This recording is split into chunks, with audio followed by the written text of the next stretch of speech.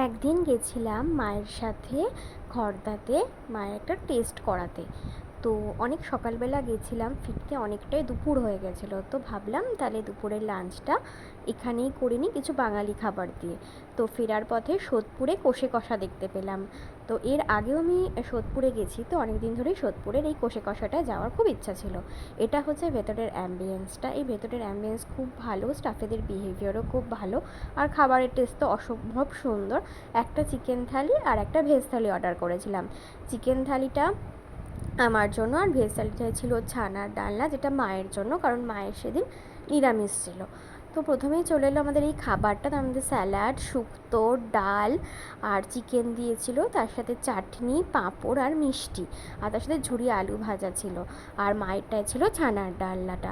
তো ছানার ডালনাটা যেটা হয়েছিল সেটা আমরা যেরকম ছানার ডালনা খাই সেরকম ছিল না, এটা কিছুটা অন্যরকম ছিল, টেস্ট অতটা ভালো লাগেনি।